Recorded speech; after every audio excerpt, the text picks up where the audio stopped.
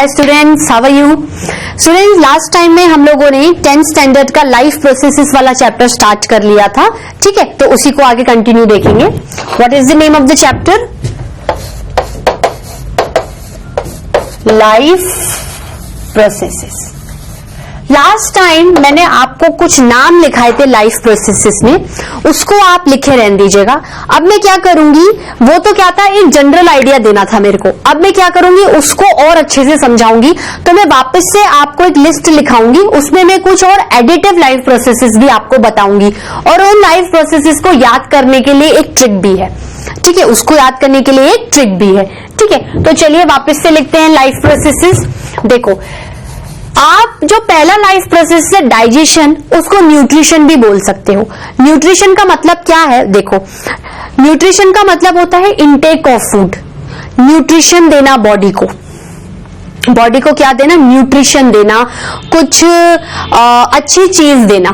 तो फूड में क्या होते हैं? न्यूट्रिएंट्स होते हैं जो हमारी बॉडी को ग्रोथ करवाते हैं, डेवलपमेंट करवाते हैं, उसको एनर्जी देते हैं, उसके स्ट्रक्चर को क्या करते हैं? मेंटेन करते हैं, बॉडी के ऑर्गन्स को फीड करते हैं, उनको डेवलप करते हैं, उनकी रिपेयर करते हैं, उनको रीजनरेट करते हैं।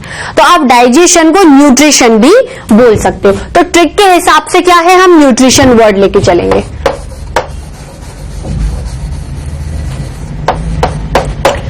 न्यूट्रिशन के बाद आएगा रेस्पिरेशन। न्यूट्रिशन के बाद आएगा रेस्पिरेशन। हम क्या करेंगे, इसके साथ साथ ही इसके जो छोटे छोटे मीनिंग है समझते चलेंगे। न्यूट्रिशन का मतलब क्या होता है? Intake of food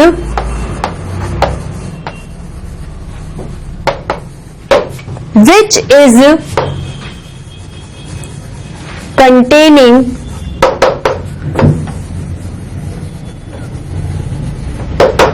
essential nutrients, ठीक है, containing essential nutrient। तो न्यूट्रिएंट से न्यूट्रिशन। देखो, अब रेस्पिरेशन का मतलब क्या होता है? रेस्पिरेशन का मतलब क्या होता है? देखो, ऐसे तो मैं क्या करूंगी, आपको लाइफ प्रोसेसेस के इंटर रिलेशन भी बताऊंगी, लेकिन अभी भी मैं इसके साथ समझाती जाती हूं। आप फूड एनर्जी के लिए लेते हो, ये एनर्जी फूड में से कौन निकालेगा? ये एनर्जी फूड में से जस्ट उसके बाद जो लाइफ प्रोसेसेस हो रहा है रेस्पिरेशन निकालेगा। तो रेस्पिरेशन के क्या है? 2 स्टेप्स होते हैं। एक स्टेप में तो क्या होता है कि सिर्फ आपको गैसेस का एक्सचेंज करना है, ऑक्सीजन को इनहेल करना है, CO2 को बाहर निकालना है। पहला प्रोसेस तो ये होगा, सिंपली एक्सचेंज ऑफ गैसेस।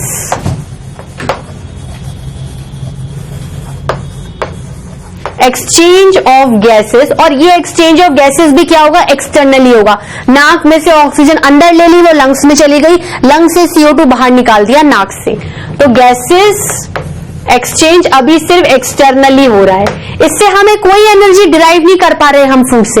अब जो सेकंड स्टेप आएगा उसमें हम बोलेंगे exchange of gases internally. Internally मतलब ऑक्सीजन लंग्स में चली गई, लंग्स से वो, भाई लंग्स क्या है? आपके थोरेक्स रीजन में, पसली वाले चेस्ट वाले रीजन में है। लंग्स से ऑक्सीजन का एक्सचेंज ब्लड के साथ हो रहा है, सीधे सीधे ब्लड के साथ हो रहा है। और वो ब्लड उसको कहां लेके जा रहा है? सेल्स पे लेके जा रहा है, क्योंकि न्यूट्रिशन में आपने जो फूड लिया है वो सेल्स के बाद पहुंच चुका होगा डाइजेस्ट होकर।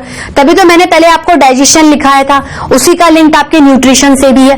तो जो फूड आपने एज अ न्यूट्रिशन लिया है वो जब आपके सेल में चला गया है, अब वो पड़ा हुआ है, एनर्जी अभी भी नहीं मिली है आपको, आपने वो क्राइटेरिया नहीं कवर अप किया है जो फूड लेने के बाद होता है, उससे फायदा नहीं उठाया है। रेस्पिरेशन में क्या होगा? सबसे पहले एक्सचेंज ऑफ गैसेस एक्सटर्नली होगा, उसके बाद एक्सचेंज ऑफ गैसेस इंटरनली होगा, मतलब between the lungs and the blood. Oxygen blood, भाई ऑक्सीजन जो लंग्स में है वो ब्लड को मिल जाएगा, ब्लड उस ऑक्सीजन को सेल्स को दे देगा। सेल्स के अंदर जो फूड आया हुआ है न्यूट्रिशन से, जस्ट उससे पहले वाले लाइफ प्रोसेसेस से, उसमें क्या होगा?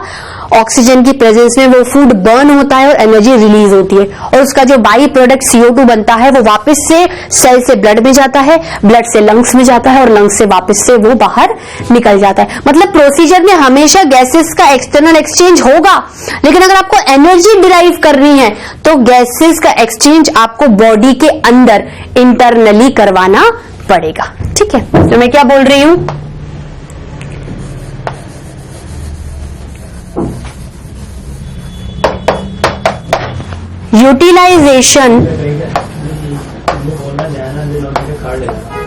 Utilisation of food for energy taking, इसको कैसे लिख सकते हो?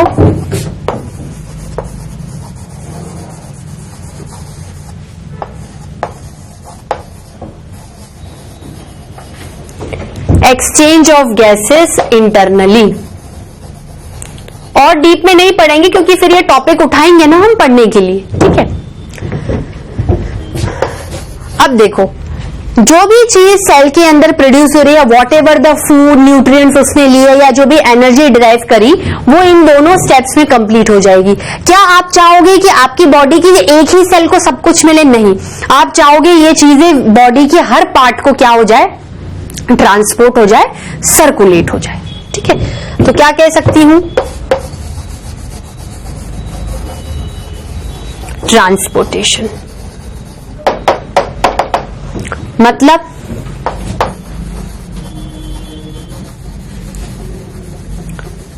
ट्रांसपोर्टेशन ऑफ फूड, ठीक है, गैसेस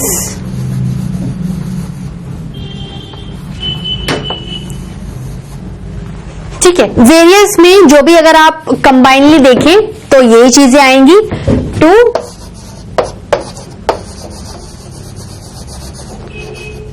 वेरियस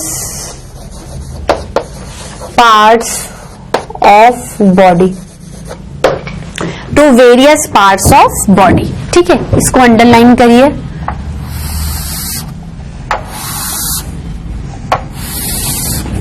ठीक है, चौथा मैंने आपको क्या बताया था कि इन सारी एक्टिविटीज के बाद आपके वेस्ट प्रोडक्ट्स भी निकलेंगे। तो वेस्ट प्रोडक्ट्स किसकी फॉर्म में निकलेंगे? Excretion, removal, E for excretion, E for exit, exit of. अब वेस्ट प्रोडक्ट्स क्या है, बहुत तरीकों से निकलते हैं, वो अपन बाद में डिस्कस करेंगे। तो रिमूवल और exit of waste products from the body.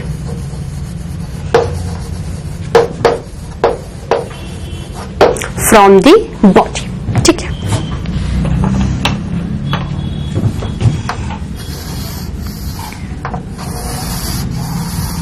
हो गया excretion.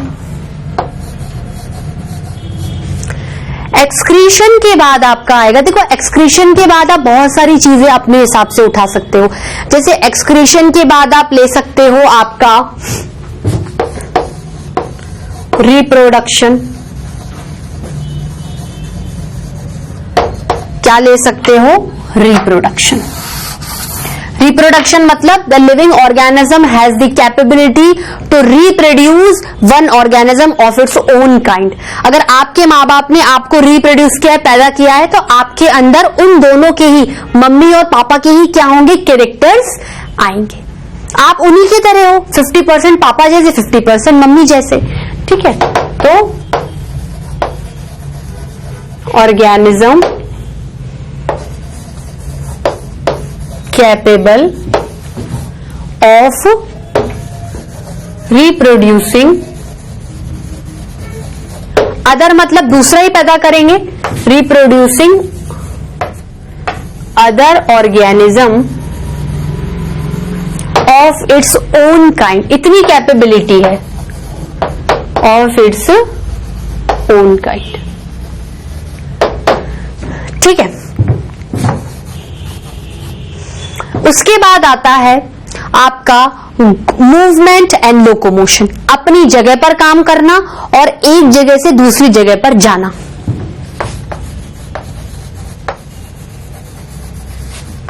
Movement and locomotion,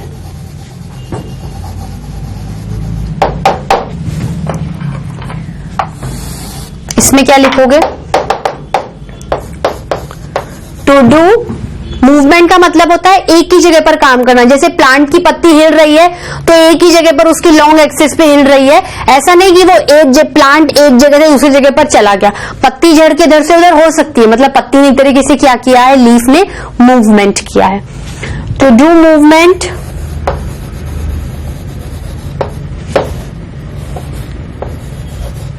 at one place or moving from one place to another। ठीक है, अब मैं जो दो लाइफ प्रोसेसेस है, एक इधर लिखाऊंगी एक इधर लिखाऊंगी, जिससे एट अ ग्लांस आपको सारे नजर आ जाएं। थोड़ी जगह की कमी है, थोड़ा पास पास लिख रही हूं, स्टूडेंट समझिएगा। दूसरा आता है ग्रोथ एंड डेवलपमेंट। ग्रोथ का मतलब क्या होता है? बिग साइज का हो जाना। मतलब आप छोटी हाइट के थे, आपकी हाइट बढ़ गई। मतलब छोटी हाइट में आपके पास नंबर ऑफ सेल्स की नंबर कम थे और धीरे धीरे वो नंबर ऑफ सेल्स क्या हो गए? बढ़ गए। तो नंबर ऑफ सेल्स बढ़ गए तो आपकी साइज क्या हो गई? आपकी ग्रोथ हो गई। या दूसरे कॉन्सेप्ट में आप देखो, एक तो क्या होता है कि सेल है, बहुत ज्यादा नंबर के हो गए तो साइज क्या हो गई? बढ़ गई। भाई आपका हाथ यहां पर था, एक सेल था, डिवाइड करता गया करता गया करता गया करता गया, यहां तक आ गया, ग्रोथ हो गई ना, इसकी ग्रोथ हो गई। फिर ये फूल रहा है, इसमें और भी चीजें आ रही है, डेवलपमेंट हो रहा है, तो ग्रोथ एंड डेवलपमेंट हो रहा है। एक तो ये होता है कि सेल का नंबर को इंक्रीज कर दो, या एक काम और कर सकते हो कि अगर सेल का नंबर इंक्रीज नहीं कर सकते तो यहां पर एक सेल है, उसको फुला के उसका साइज यहां बड़ा कर दो। तो दो तरीके से ग्रोथ एंड डेवलपमेंट करवा सकते हो, या तो सेल के नंबर को बढ़ा के ग्रोथ एंड डेवलपमेंट करा दो, या सेल के साइज को बढ़ाकर ग्रोथ एंड डेवलपमेंट बॉडी में करवा दो। ठीक है, तो क्या लिखेंगे स्टूडेंट्स हम लोग?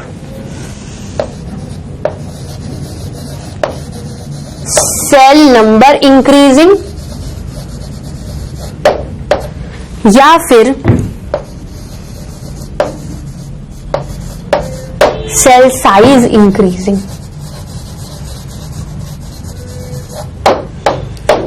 ठीक है, फिर एक और लास्ट कौन सा आता है? भी कितने हो गए? 1 2 3 4 5 6 7 8। आठवां जो लास्ट नंबर का है, इसके बिहाफ पर actually you are performing 8 life processes daily to proceed your lifespan and to differentiate yourself from a non-living organism। दूसरा क्या है? Control and coordination.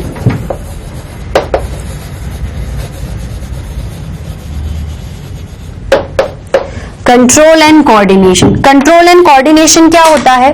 Control and coordination का मतलब क्या होता है? देखो, मेरी बॉडी में मैंने गर्म पानी में हाथ डाला, एकदम से हाथ हटा लिया, किसने सेंस दिया? बॉडी को। बॉडी में ऐसा कोई ऑर्गन है जो इन सारे सेंसेस को, इन सारी एक्टिविटीज को कंट्रोल कर रहा है और पर्टिकुलर जहां पर भी आपको सेंस महसूस करवाना है वहां से कोऑर्डिनेट भी कर रहा है। मान लो कंट्रोल एंड कोऑर्डिनेशन में ब्रेन इन्वॉल्व कर लो, तो ब्रेन में जैसे ही आपने हाथ डाला गर्म पानी में, तो गर्म पानी में से हाथ डालने पर आपने हटा लिया, एकदम से हटाने में क्या होता है? आपके ब्रेन ने क्या किया? कंट्रोल किया कि नहीं, ये चीज गलत है, इसको हटाना है। अब ब्रेन ये मैसेज कैसे हाथ पे पहुंचाएगा कि ये चीज गर्म है, हाथ हटा लो? कैसे सेंस पता चलेगा? वार्म का सेंस, गर्माहट का सेंस। मतलब कंट्रोल के साथ साथ उसने आपके साथ कोऑर्डिनेशन भी किया है हैंड के साथ। तो कंट्रोल एंड कोऑर्डिनेशन में क्या होता है? We are actually managing our senses. हमें कोई अगर सेंस लग रहा है तो हम उसे कैसे मैनेज करेंगे, कैसे हमारा सेंस हमें ट्रांसमिट होगा, कैसे सेंस ऑल ओवर बॉडी में सर्कुलेट होगा। दूसरी बात है, जैसे मैं आपको कुछ समझा रही हूं, आप मेरी बात को समझ रहे हो, इंटरप्रेट कर रहे हो, तो इंटरप्रेट करने का मतलब होता है कि आपके सारे बॉडी पार्ट्स एक कंट्रोल वे में वहां पर अटक गए हैं कि नहीं, मेरे को ज्यादा हिलना डुलना नहीं है, मेरे को मूवमेंट नहीं करना है, मेरे को कंट्रोल करके मैम के लेक्चर को चुपचाप सुनना है। और कोऑर्डिनेशन मतलब आपकी हर चीज कोऑर्डिनेट कर, जैसे आप मेरी बात सुनते जा रहे हो, आपका हैंड भी चलता है, लिखते जा रहे होगे, लेक्चर को लिखते जा रहे होगे, फिर आप बोलोगे अच्छा मैम ने ये बोला, चलो मैं नोट में लिख लूंगा। मतलब आपके हर बॉडी पार्ट एक कंट्रोल वे में। ये थोड़ी है कि कॉपी यहां रखी और लिख आप वहां रहे हो, ऐसे तो नहीं होता ना, कॉपी के ऊपर ही लिखते हो। मतलब आपके हैंड का कंट्रोल आपके ऊपर है और उसका कोऑर्डिनेशन बुक के साथ भी आपके ऊपर है। तो कंट्रोल एंड कोऑर्डिनेशन का मतलब होता है controlling the activities and feeling of sense. ठीक है, क्या लिखूंगी?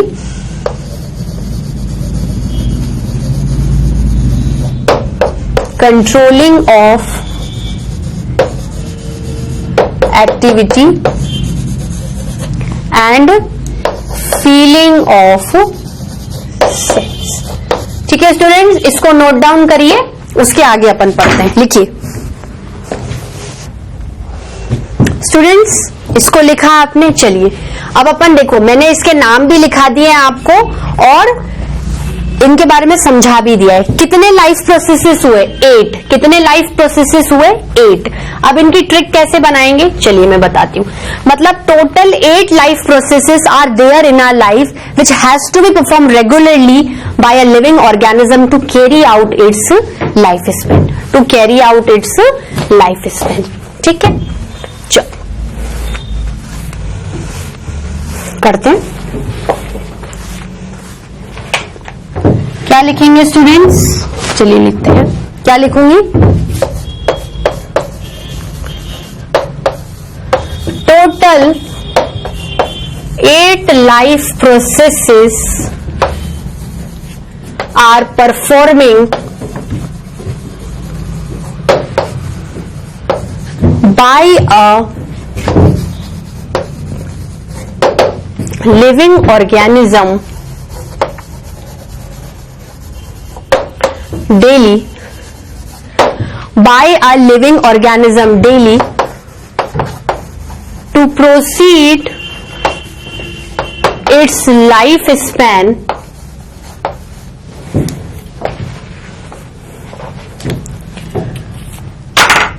to proceeds its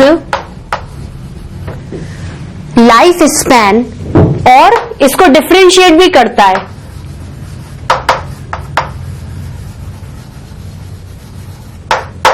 And differentiate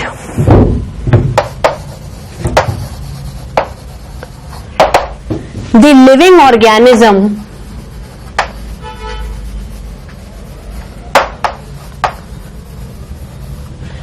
from a non-living organism,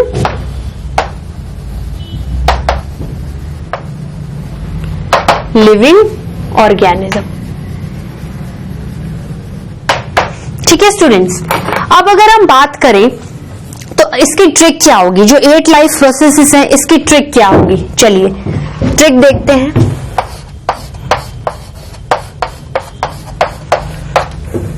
इसकी ट्रिक होगी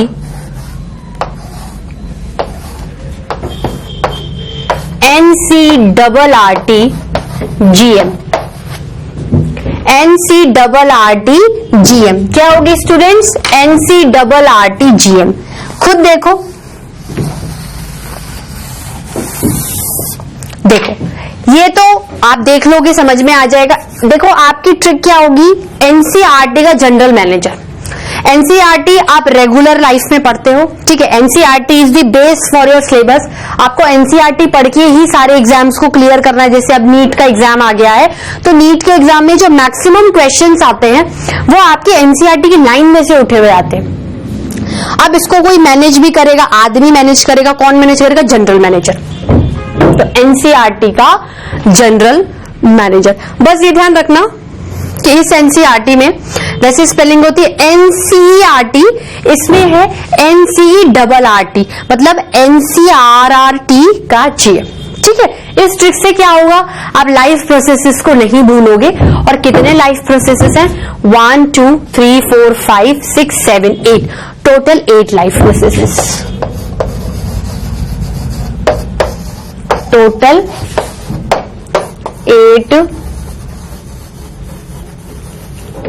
life processes. Total 8 life processes. ठीक है, देखो अभी देखना, आप अपनी 10th की बुक उठाओगे ना NCRT की, तो आपको चैप्टर्स दिखेंगे हाउ डू ऑर्गेनिजम्स रिप्रोड्यूस। मतलब ये जो लाइफ प्रोसीजर रिप्रोडक्शन वाला, उस चैप्टर में मैं आपको पूरी तरीके से नए सिरे से पढ़ाऊंगी। कंट्रोल एंड कोऑर्डिनेशन में मैं आपको ब्रेन से रिलेटेड पढ़ाऊंगी। ठीक है, तो जो बचे कुछ लाइफ प्रोसेसेस हैं, जैसे लोकोमोशन एंड मूवमेंट है, उसमें ये है कि जरूरी नहीं है कि आपके इस सिलेबस में ये हो, कुछ कुछ चीजें आपकी हायर क्लासेस में भी आएंगी। तो इस चैप्टर में हम क्या पढ़ने वाले हैं? इस चैप्टर में हम 4 तरीके के लाइफ प्रोसेसेस पढ़ने वाले हैं, क्योंकि रिप्रोडक्शन और कंट्रोल एंड कोऑर्डिनेशन तो हम प्रॉपरली नए चैप्टर में पढ़ेंगे ही पढ़ेंगे। ठीक है, तो टोटल 4 चीजें हम इस चैप्टर में पढ़ने वाले हैं। वो कौन सी है? टोटल 4 लाइफ प्रोसेसेस, पर इसको हम सब में पढ़ेंगे, सारे लिविंग ऑर्गेनिजम्स में पढ़ेंगे। तो total 4 life processes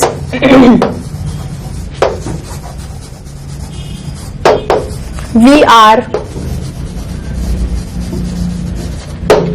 going to discuss. पहली क्या है? न्यूट्रिशन को आप डाइजेशन भी बोल सकते हो। एक काम करो, आप न्यूट्रिशन को मत बोलो डाइजेशन, आप न्यूट्रिशन को न्यूट्रिशन ही बोलो। जो पहली लिस्ट लिखाई थी ना उसको भी रहने दो, लेकिन आप क्या करो उसको तो एक देखो, कभी कभार चैप्टर जैसे आपकी ज्यादा नंबर का आ गया, थोड़ा आपको ज्यादा लिखना है, तो उसमें क्या है, जैसे मैं कोई चीज आपको रिपीट करवा रही हूं ना, तो अगर आप ऐड करोगे ना तो आपका प्रेजेंटेशन सुधरेगा ही और वेटेज क्या होगा, आंसर का बढ़ जाएगा। ठीक है, तो न्यूट्रिशन आप न्यूट्रिशन से फॉलो करो, क्योंकि न्यूट्रिशन के अंदर ही डाइजेशन भी आता है, तो इसे कभी कभार न्यूट्रिशन से भी जाना जाता है और डाइजेशन से भी जाना जाता है। जैसे 11th में टॉपिक आएगा डाइजेशन एंड एब्जॉर्प्शन, आप बोलोगे मैम न्यूट्रिशन, अरे भाई तुम डाइजेशन में ही तो न्यूट्रिशन करो, जब तक खाओगी नहीं खाना कैसे पचेगा। डाइजेशन का मतलब क्या होता है, खाना पचाना। तो कुछ भी लिखो, कोई चीज गलत नहीं है। ठीक है, अब आप न्यूट्रिशन किस में पढ़ोगे?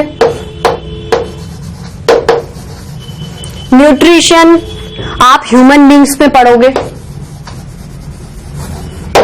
ठीक है, अमीबा में पढ़ोगे, पैरामीशियम में पढ़ोगे।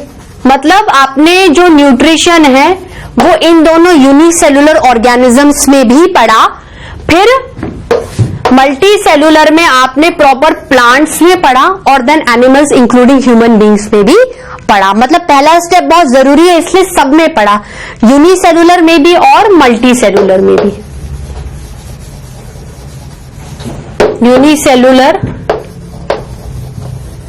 As well as multi cellular.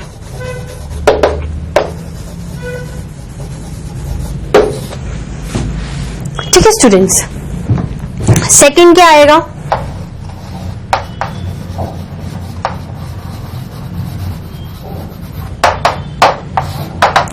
Respiration. Respiration भी किस में पढ़ोगे? प्लांट्स में भी और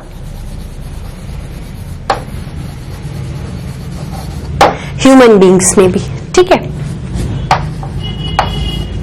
उसके बाद तीसरा क्या करोगे? रेस्पिरेशन के बाद आप पढ़ोगे ट्रांसपोर्टेशन।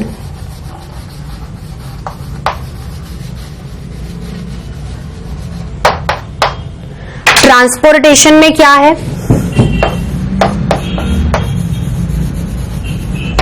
प्लांट्स में भी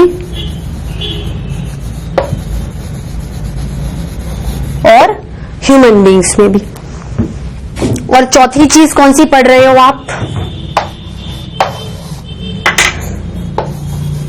एक्सक्रीशन। ठीक है, एक्सक्रीशन भी क्या है? प्लांट्स में भी और एनिमल्स में भी।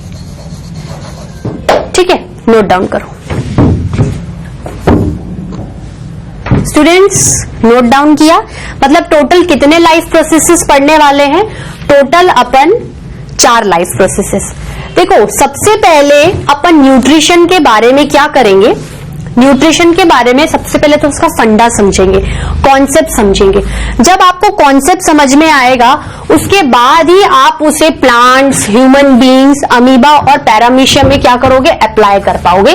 तो आज अपन सिर्फ 2 से 3 मिनट और पढ़ेंगे इस लेक्चर को, और क्या करेंगे इसके बारे में सिर्फ इंट्रो लेकर वहीं छोड़ देंगे। नेक्स्ट लेक्चर में मैं आपको डीप में बताऊंगी और एक एक ऑर्गेनिज्म में ये प्रोसीजर्स होते कैसे हैं वो करेंगे। ठीक है, तो पहला लाइफ प्रोसेस क्या है?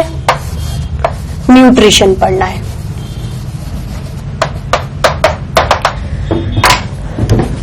न्यूट्रिशन में भी क्या होते हैं? बहुत सारे स्टेप्स होते हैं। न्यूट्रिशन में भी क्या है? बहुत सारे स्टेप्स होते हैं। Involves various steps. Involves various steps. कैसे कैसे होंगे वेरियस स्टेप्स? देखो, पहला स्टेप कहलाता है इंजेशन। इंजेशन मतलब इनटेक करना, अंदर लेना। क्या इनटेक करना? फूड इनटेक करना। फूड में न्यूट्रिएंट्स है, इसलिए कॉन्सेप्ट क्या है? न्यूट्रिशन। इंजेशन। दूसरा आता है जो भी फूड आपने इनटेक किया है उसको पचा लो, उसको डाइजेस्ट कर लो। वो कॉम्प्लेक्स फूड मॉलिक्यूल है, बड़ा फूड मॉलिक्यूल है, आप उसे छोटे छोटे फूड मॉलिक्यूल्स में क्या कर दो, कन्वर्ट कर दो कि आपकी बॉडी क्या कर पाए, उसे एक्सेप्ट कर पाए। ठीक है। फिर तीसरा आता है एब्जॉर्प्शन। जब तक आप देखो, आपने फूड को अंदर लिया, छोटे छोटे पार्टिकल्स में डाला, इंजेशन किया, डाइजेशन किया, अब आपको क्या करना है, छोटे छोटे पार्टिकल्स को अंदर लेना है, सेल तक पहुंचाना है। भाई आपको जब तक सेल को खाना नहीं मिलेगा आपको एनर्जी कैसे मिलेगी? तो एब्जॉर्प्शन मतलब खींचना, एब्जॉर्ब करना फूड को। कौन से वाले फूड को? जो कि डाइजेशन क्या कर चुका है, छोटे छोटों में तोड़ चुका है। ठीक है। एब्जॉर्प्शन के बाद आता है एसिमिलेशन। जो भी आपने इंजेशन, डाइजेशन करा के खाने को एब्जॉर्ब किया है, अब वो खाना आपको एनर्जी देने लायक भी होना चाहिए, क्योंकि फूड को लेना कोई सेंस नहीं है। आप खाने में तो क्या कुछ भी खा लो, पत्थर भी उठा के खा लो ना, पर क्या वो आपको एनर्जी दे सकता है? क्या आपकी बॉडी उसे एक्सेप्ट कर सकती है? क्या वो ढंग से डाइजेस्ट हो सकता है? क्या वो एब्जॉर्ब हो सकता है? एसिमिलेशन का मतलब क्या है कि जो आपने फूड इंजेशन से लिया है उसको तोड़ के डाइजेस्ट किया है और फिर एब्जॉर्ब करके उसको अंदर लिया है, बॉडी के लिए एक्सेप्ट किया है, वो क्या है, एनर्जी देने लायक होना चाहिए।